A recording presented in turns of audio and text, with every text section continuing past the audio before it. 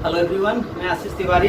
हमारे YouTube channel AIIMS mission education में आपका स्वागत है। आज की वीडियो में हम अध्याय 5 आव्यूह के अंतर्गत आव्यूहों के प्रारंभिक रूपांतरण का अध्ययन करेंगे। हमें देखेंगे कि किसी आव्यूह का व्युत्क्रम जो है कैसे ज्ञात करेंगे इस विधि के द्वारा।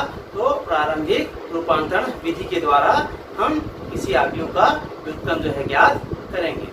हम लोग आज पढ़ेंगे आव्यूह पर प्रारंभिक संक्रिया या आव्यूह रूपांतरण, एलिमेंट्री ऑपरेशन और ट्रांसफॉर्मेशन ऑफ ए मैट्रिक्स। इस पे देखते हैं किसी आव्यूह पर 6 प्रकार की संक्रियाएं रूपांतरण किए जाते हैं, जिनमें से 3 पंक्तियों तथा 3 स्तंभों पर होती है, जिन्हें प्रारंभिक संक्रियाएं या रूपांतरण कहते हैं। मतलब किसी भी आव्यूह पर हम 6 प्रकार की संक्रियाओं का उपयोग कर सकते हैं, जिनमें से 3 जो है पंक्ति में रो में होता है तथा 3 स्तंभ कॉलम में होता है। और इन प्रकार की संक्रियाओं को, जो 6 प्रकार की संक्रियाएं हैं, इन्हीं संक्रियाओं को ही हम प्रारंभिक संक्रियाएं या प्रारंभिक रूपांतरण कहते हैं। तो वो संक्रियाएं कौन कौन सी होती है उनके बारे में हम पढ़ते हैं। पहला संक्रिया होती है कि इन्हीं 2 पंक्तियों या स्तंभों का परस्पर विनिमय। इसका मतलब ये हुआ कि हम पंक्तियों को या स्तंभों को हम आपस में बदल सकते हैं, परस्पर जो है उनको बदल सकते हैं। पहले जो रो है उसको, पहले रो के अवयव को दूसरे रो में, या दूसरे रो के अवयव को पहले रो में, दूसरे रो को तीसरे रो में, या तीसरे रो को दूसरे रो में बदल सकते हैं। इसी प्रकार पहले को तीसरे में या तीसरे को पहले रो में हम बदल सकते हैं। इसी प्रकार कॉलम में भी हम अवयवों का जो है विनिमय कर सकते हैं। इस संक्रिया को Ri is equivalent to Rj या Ci is equivalent to Cj से निरूपित करते हैं। पहले रो को दूसरे रो में या पहले कॉलम को दूसरे कॉलम में हम बदल सकते हैं। इस प्रकार की जो संक्रिया है वो प्रारंभिक संक्रिया कहलाएगा। प्रारंभिक संक्रिया में दूसरा पॉइंट है, किसी पंक्ति या स्तंभ के अवयवों को एक शून्योत्तर संख्या से गुणा करना होता है। इस संक्रिया को हम Ri इक्वलेंट टू के Ri या Cj इम्प्लाइज टू के Cj, जहाँ के नॉट इक्वल टू 0 से निरूपित करते हैं। इसका मतलब यह हुआ कि हम आव्यूह के किसी पंक्ति या किसी स्तंभ में एक शून्योत्तर संख्या का तात्पर्य यह है कि हम शून्य के बाद कोई भी संख्या, शून्य को छोड़ करके हम किसी भी संख्या का गुणा कर सकते हैं। उसके बाद हम उसमें संक्रिया उपयोग कर सकते हैं। हम पंक्ति में किसी संख्या का गुणा कर सकते हैं या स्तंभ में भी किसी संख्या का गुणा कर सकते हैं, लेकिन ध्यान देना है कि वह संख्या जो है 0 नहीं होना चाहिए। 0 के अलावा अन्य किसी भी संख्या का हम गुणा कर सकते हैं। तीसरा जो संक्रिया होती है, लिखा है किसी पंक्ति या स्तंभ के अवयवों में किसी अन्य पंक्ति या स्तंभ के संगत अवयवों को किसी शून्योत्तर संख्या से गुणा करके जोड़ना। इसका मतलब यह हुआ कि हम किसी पंक्ति में किसी दूसरे पंक्ति को, है ना, जोड़ सकते हैं, लेकिन जोड़ने से पहले और क्या कर सकते हैं, तो उसमें किसी शून्योत्तर संख्या का गुणा कर सकते हैं।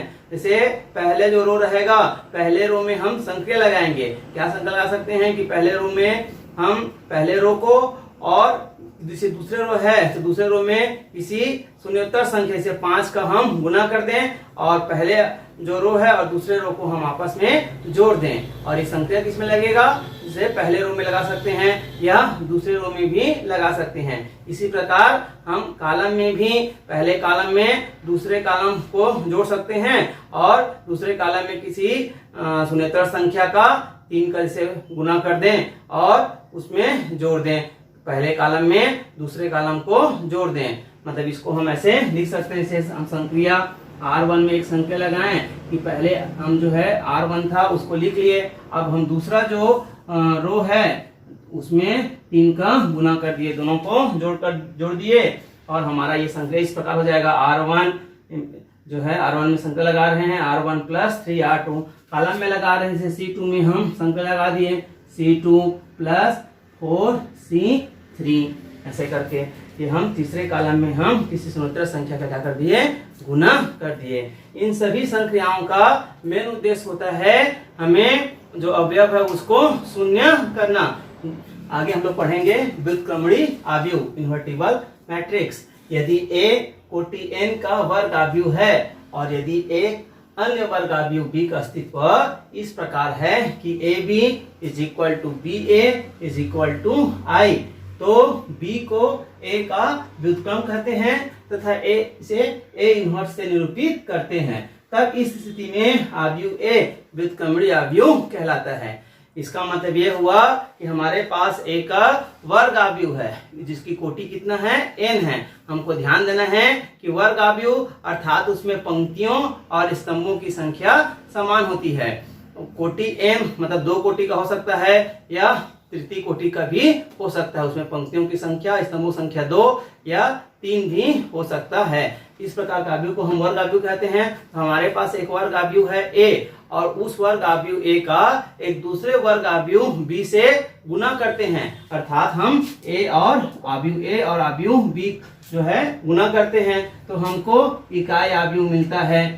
या b आव्यूह b का और a का गुना करें तब हमको i मिलता है, इकाई आव्यूह या तत्समक आव्यूह मिलता है। द्वितीय कोटि का है तो हमको तत्समक आव्यूह जो है इस प्रकार से प्राप्त होगा।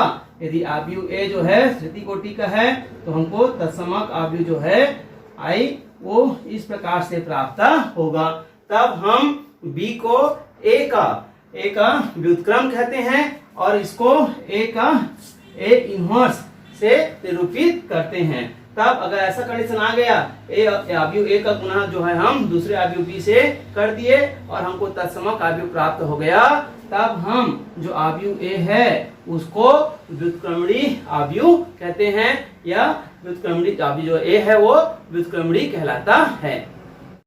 हम ये देखेंगे कि किसी आव्यूह का पंक्ति रूपांतरण के द्वारा व्युत्क्रम जो है कैसे ज्ञात करते हैं, मतलब व्युत्क्रम आव्यूह ज्ञात करने की कार्य विधि देखते हैं। तो मान लेते हैं कि हमारे पास एक आव्यूह a है जो वर्ग आव्यूह है, तो वर्ग आव्यूह का व्युत्क्रम आव्यूह ज्ञात करना है तो हमको 3 स्टेप जो है याद रखना है। फर्स्ट स्टेप ये है कि हमको लिखना है a इज इक्वल टू आई ए, मतलब हमको कोई आव्यूह a मान लेते हैं कि हमारे पास एक आव्यूह a ऐसा लिखा है 2, 3, 6 और 5, तो इसको हम इस तरीके से जमाएंगे। पहले a लिखेंगे, a मतलब आव्यूह a की जो अवयव है उसको लिख देंगे 2, 3, 6 और 5, फिर इज इक्वल टू i यहाँ पर क्या है, इकाई आव्यूह का है। चूंकि ये जो आव्यूह है a वो द्वितीय कोटि का है तो हम इकाई आव्यूह को द्वितीय कोटि का लेंगे ऐसे, और फिर जो a है उसको एज इट इज जो है वैसी का वैसी लिख देंगे। अब दूसरा स्टेप ये है कि आव्यूह a पर पंक्ति संक्रिया प्रयुक्त करके इसे इकाई आव्यूह में परिवर्तित करते हैं। इसका मतलब ये हुआ कि ये जो यहाँ पर आव्यूह a है इस पर हम ऑपरेशन लगाएंगे, संक्रिया लगाएंगे। और संक्रिया किसमें लगाना है, तो क्वेश्चन हमारा दिया रहेगा कि पंक्ति रूपांतरण, मतलब हमको पंक्ति को बदलना है, रो को बदलना है। तो हम इस आव्यूह a के जो अवयव है उस पर हम ऑपरेशन लगाएंगे, संक्रिया लगाएंगे। इस पर पंक्तियों पर, सिर्फ पंक्तियों पर ही हम जो है संक्रिया लगाएंगे। और तो उसके बाद संगत पंक्ति संक्रिया I में प्रयुक्त करने पर आव्यूह B में परिवर्तित हो जाता है। और जो संक्रिया हम यहाँ आव्यूह A के अवयव में लगाए हैं ठीक वही संक्रिया यहाँ जो इकाई आव्यूह है उसके अवयव में भी करना पड़ेगा।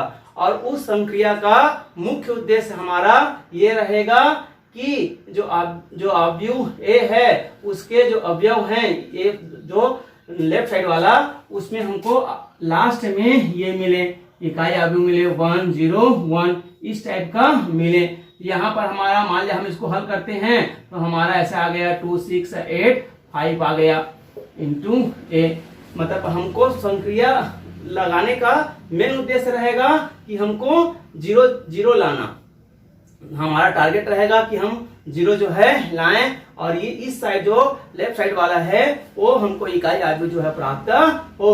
और ये जो यहाँ पर हम जो इकाई आव्यूह हम लिखे हैं उनमें भी संक्रिया लगाएंगे, इनके अनुसार यहाँ पर संक्रिया लगाए हैं, ठीक यही संक्रिया यहाँ पर भी लगाएंगे तो हमको एक नया आव्यूह जो है यहाँ इस तरीके से प्राप्त हो सकता है। ये हमारा आव्यूह B है। अगला स्टेप बोलते हैं स्टेप 3। स्टेप जो सेकेंड है उससे हमको I is equal to A B, जैसे मैं बताया ये हमारा I हो गया और ये हमारा B हो गया और ये A हो गया। और हम लोग पढ़े हैं व्युत्क्रमणी जो आव्यूह है उसकी परिभाषा से पढ़े हैं, यदि आव्यूह ए का किसी दूसरे आव्यूह बी के साथ गुना किया जाए और हमको इकाई आव्यूह प्राप्त होता है, तब हम इस बी को ए का क्या बोलते हैं, व्युत्क्रम बोलते हैं। तो ये जो यहाँ पर जो आया है यही जो है हमारा ए इनवर्स का मान होगा। उसी को यहाँ पर लिखा गया है। स्टेप 2 से i equal to A B प्राप्त होता है, तब ए इनवर्स ही हमारा क्या हो जाएगा, बी हो जाएगा। यहाँ पर जो हम बी प्राप्त किए हैं वही हमारा व्युत्क्रम आव्यूह रहेगा। इस प्रकार हम इन 3 स्टेपों की सहायता से किसी भी वर्ग आव्यूह का व्युत्क्रम जो है ज्ञात कर सकते हैं। ध्यान देना है कि हमको केवल पंक्ति संक्रिया का, मतलब जो भी हम ऑपरेशन कर रहे हैं, जो भी हम संक्रिया लगाए हैं, जो 3 प्रकार के संक्रिया हम पढ़े हैं, उसका उपयोग करके हमको इकाई आव्यूह जो है प्राप्त करना है लेफ्ट साइड, और फिर कंपैरिजन कर देना है, तुलना कर देना है। B A is equal to I से हम तुलना करेंगे, तो जो नया आव्यूह प्राप्त होगा वही आव्यूह ए का व्युत्क्रम होगा। एक्सरसाइज 5.6 के सवालों को हम हल करते हैं। इसमें लिखा है कि प्रारंभिक संक्रियाओं के प्रयोग से निम्नलिखित आव्यूहों के व्युत्क्रम जो है ज्ञात कीजिए। हमको प्रारंभिक संक्रिया का उपयोग करके जो दिया गया आव्यूह है उसका व्युत्क्रम ज्ञात करते हैं। इसमें पहला जो क्वेश्चन है वो लिखा है कि आव्यूह 1, 2, -1 और 3, इसका हमको व्युत्क्रम ज्ञात करना है। हम लिखेंगे सॉल्व। मान लेते हैं कि माना हमको आव्यूह ए इज इक्वल टू इतना दिया है 1, 2, -1, 3। अब हमको व्युत्क्रम ज्ञात करना है, तो व्युत्क्रम ज्ञात करने के लिए मान लेते हैं कि माना ए इज इक्वल टू आई ए। ये हमको जो फर्स्ट स्टेप है किसी भी आव्यूह का व्युत्क्रम ज्ञात करना है, तो हमको ये लिखना पड़ेगा A is equal to I into A. अब आव्यूह ए का हम मान रख देते हैं। ये आव्यूह ए के जो है वो 1, 2, -1 और 3 हैं। आई इकाई आव्यूह है, द्वितीय कोटि का है, तो इसको लिखेंगे 1, 0, 0, 1 इंटू ए। अब हमको यहाँ पर जो है प्रारंभिक संक्रिया लगाना है। यहाँ पर ये नहीं लिखा है कि पंक्ति रूपांतरण नहीं लिखा हुआ है, प्रारंभिक संक्रिया लिखा हुआ है, तो हम कॉलम में भी संक्रिया लगा सकते हैं या रो में भी संक्रिया लगा सकते हैं। अभी मैं इसमें पंक्ति में, रो में ऑपरेशन लगाता हूँ, संक्रिया लगाता हूँ। तो सबसे पहले यहाँ पर मैं संक्रिया लिखता हूँ। हमको ध्यान देना है कि क्या संक्रिया हम क्या कर सकते हैं। सबका बनाने का तरीका अलग अलग हो सकता है। आपको दिमाग में सोचना है, मनन करना है कि कैसे करूं कि मुझको इस तरीके से जो इकाई आव्यूह है और लेफ्ट साइड मुझे प्राप्त हो जाए। तो संक्रिया अगर हम ध्यान से देखेंगे, अवयवों को ध्यान से देखेंगे, यहाँ लिखा है -1 और यहाँ लिखा है आपका 3। -1 लिखा है यहाँ पर और यहाँ लिखा हुआ है 3। अगर इस -1 में मैं 3 का इंटू कर दूं और इसको जोड़ दूं, इसके साथ जोड़ दूं, तो ये क्या हो जाएगा, 0 हो जाएगा। मतलब यहाँ R1, क्योंकि मुझे यहाँ पर 0 चाहिए, यहाँ 0 चाहिए, तो मैं R1 में एक संक्रिया लगा देता हूँ। पहले जो पंक्ति है उसमें एक संक्रिया लगा देता हूँ कि R2 को जोड़ूं, लेकिन किसके साथ जोड़ूं कि R1 में 3 का गुना करके। तो ये हमारा संक्रिया हो जाएगा। R1 में संक्रिया लगाए हैं, R2 को जोड़े हैं, लेकिन जोड़ने से पहले हम R1 में इसका गुना कर दिए 3 का। क्यों 3 का गुना कर दिए? क्योंकि यहाँ पर 1 है, 3 का गुना करेंगे तो हो जाएगा हमारा 3, और ये माइनस है और यहाँ पर जो है ये प्लस है, तो प्लस और माइनस जोड़ते हैं तो क्या जाएगा, कैंसिल। लेकिन सपोज यहाँ पर एक प्लस रहता तो हम यहाँ पर क्या करते, -3 का गुना करते। फिलहाल यहाँ पर हमारा तो माइनस है तो हम जोड़ दिए हैं। अब संख्या लगाते हैं, तो जो इधर लगाना है, जो काम लेफ्ट में करना है वही काम राइट में भी करना है। संख्या किस में लगाना है, R1 में। मतलब जो चेंज होगा वो R1 का मान ही चेंज हो जाएगा। तो इसमें हम लिखते हैं R2 का मान जो है कितना लिखा है, यहाँ पर 2 लिखा हुआ है। फिर प्लस, अब R1 में गुना करना है, बोल रहे हैं किसका गुना करना है, 3 का। तो 1 में यदि हम 3 का इंटू करें तो ये हो जाएगा हमारा 3। उसके बाद फिर R2 का यहाँ पर मान जो है हमारा 3 है। फिर प्लस, अब R1 में किसका गुना करना बोल रहा है, R1 में 3 का गुना करना है, तो हो जाएगा आपका -1 और 3 का इंटू करेंगे तो हो जाएगा -3। फिर उसके बाद R2 जैसा लिखा है वैसे इसका वैसे लिखेंगे 2 और 3, क्योंकि हम संक्रिया सिर्फ R1 में लगा रहे हैं। जो काम इधर किए हैं वही काम इधर भी हमको करना पड़ेगा। हम लिखेंगे R1 R2 मान है वहां लिख देते हैं 0 प्लस R1 में 3 का इंटू करना है, तो 1 में 3 का इंटू करेंगे तो हो जाएगा हमारा 3। फिर R2 यहाँ पर देते हैं, R2 का मान 1 है, 1 प्लस अब यहाँ पर 0 में इसका गुना करना है 3 का, तो 0 इंटू 3 करेंगे तो 0 ही होगा। उसके बाद यहाँ पर दूसरा जो रो है उसके मान को ऐसी का वैसे लिख देंगे इंटू A। आगे देखते हैं तो 2 प्लस 3 लिखा है तो हो जाएगा हमारा 5, और 3 प्लस माइनस का गुना करेंगे तो -3 -3 करेंगे तो 0। ये 2 और ये 3 इज इक्वल टू 0 प्लस 3 तो 3, 1 प्लस 0 तो 1 इज 0, ये भी 1 इंटू A। फिर ध्यान देना है हमारे दिमाग में ये जो है होना चाहिए 1 0 0 1 लाना है। यहाँ हमारा 0 आ गया, अब क्या आना चाहिए, यहाँ पर 1 आना चाहिए। यहाँ क्या है 5 है, तो फिर से हम संक्रिया लगा देते हैं क्योंकि हमको वहां पर 1 लाना है। तो संक्रिया किस में लगाते हैं, 5 कहाँ है, जो है R1 में है, तो R1 में हम संक्रिया लगा देते हैं। यदि हम ये 5 है इसमें 1/5 का गुना कर दें, 5 में 1/5 का गुना कर दें तो 5 हो जाएगा, फिर से बचेगा क्या हमारा 1। तो R1 में एक संख्या लगा देते हैं कि 1/5 का गुना कर देते हैं। R1 के जितने भी अवयव हैं इसमें 1/5 का गुना कर देते हैं, तब क्या हो जाएगा, तब ये 5 में 1/5 का इंटू करेंगे तो 1 मिलेगा। 0 में 1/5 का गुना करेंगे तो वो 0 ही रहेगा। हमको सिर्फ बदलना किसको है, R1 को। R2 के जो अवयव जैसा है वैसी का वैसी रहेगा। ये हमारा हो जाएगा 2 और 3। आगे देखते हैं, फिर इसमें जो इधर किए हैं काम वही काम इधर भी करना है, तो 3 में 1/5 का गुना करेंगे तो ये हो जाएगा 3/5, और 1 में 1/5 का गुना करेंगे तो ये हो जाएगा 1/5। R2 में तो कुछ करना नहीं है, जैसा है वैसी का वैसे लिखना है, तो 0 1 लिख देंगे, फिर इंटू A। फिर अगला काम फिर ध्यान देना है हमको कि हमको 1 0 0 1, तो हमारा R1 वाला तो आ गया, 1 0 आ गया। अब यहाँ पर जो सेकेंड रो है उसमें 0 आना चाहिए, यहाँ पर 0 आना चाहिए, लेकिन अभी क्या लिखा है, यहाँ पर 2 लिखा है, तो फिर से हम ध्यान देना पड़ेगा। अब चूंकि हमको ये R2 के जो अवयव है यहाँ 2 लिखा है उसे क्या करना है, 0 करना है, तो हम R2 में संख्या लगाते हैं R2, फिर R2 लिख देंगे माइनस, यदि हम इसमें R1 में जो अवयव है 1, इसमें यदि 2 का इंटू कर दें तो ये भी 2 हो जाएगा, और इसके साथ यदि घटा दें तो 0 हो जाएगा, मतलब 2R1 में हम 2 का गुना करके इसके साथ क्या करते हैं, घटा देते हैं, तब क्या हो जाएगा, तभी हो जाएगा। हमको संख्या किसमें लगाना है, R2 में, तो R1 के जितने अवयव हैं सब वैसी का वैसी रहेगा, 1 और ये 0। R2 से संख्या लगा रहे हैं R2, तो R2 के अवयव को लिखते हैं 2, फिर माइनस, अब R1 में किसका गुना करना है, 2 का गुना करना है, तो 1 में अगर हम 2 का गुना करेंगे तो ये हो जाएगा हमारा 2।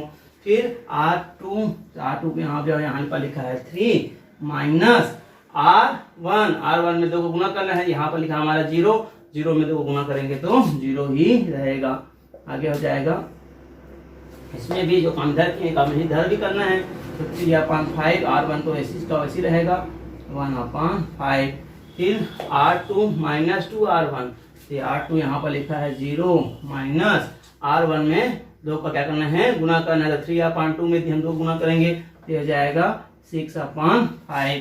R2 ये हमारा 1 है, फिर माइनस R1 में 2 गुना करना है, तो 1/5 में 2 का इंटू करेंगे तो हो जाएगा 2/5, फिर इंटू A।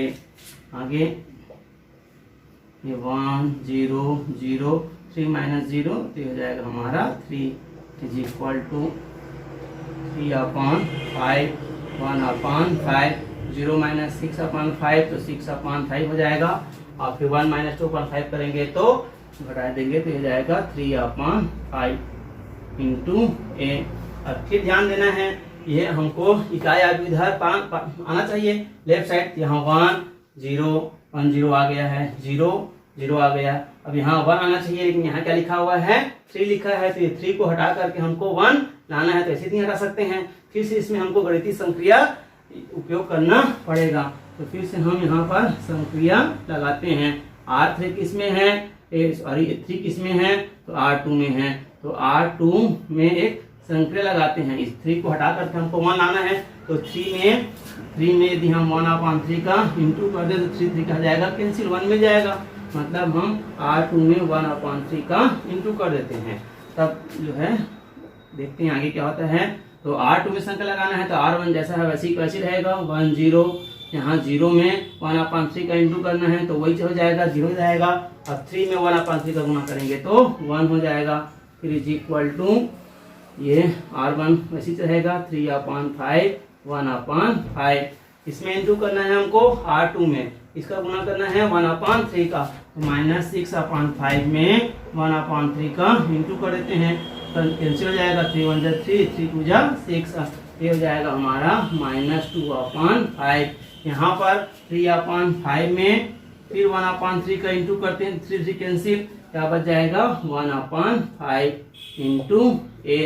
अब हम कंपेयर करते हैं। हम लोग पढ़े हैं कि अवयव b का a के साथ गुना किया जाए तो क्या मिलता है, i मिलता है। तो i का मान क्या है 1 0 0 1 है। यहाँ b का मान क्या लिखा है 3/5 1/5 -2/5 1/5 इंटू a। मतलब अगर हम इससे इसका कंपेरिजन करें तो ये जो अवयव है वो हमारा b है, और b ही अवयव a का व्युत्क्रम कहलाता है, और इसको हम a इनवर्स से प्रदर्शित करते हैं। मतलब ये हमारा अवयव a का क्या हो जाएगा, व्युत्क्रम हो जाएगा। इसलिए हमारा a इनवर्स का मान जो है 3/5 1/5 -2/5 1/5 होगा। और यही हमारा जो दिया गया अवयव है उस अवयव का व्युत्क्रम प्रारंभिक संक्रिया के द्वारा प्राप्त हो जाएगा। अभी हम पंक्ति रूपांतरण के द्वारा इस अवयव a का व्युत्क्रम जो है ज्ञात किए हैं। विद्यार्थी अगर चाहेंगे तो जो स्तंभ संक्रिया है, स्तंभ रूपांतरण है, उसके द्वारा भी हम इसका व्युत्क्रम ज्ञात कर सकते हैं।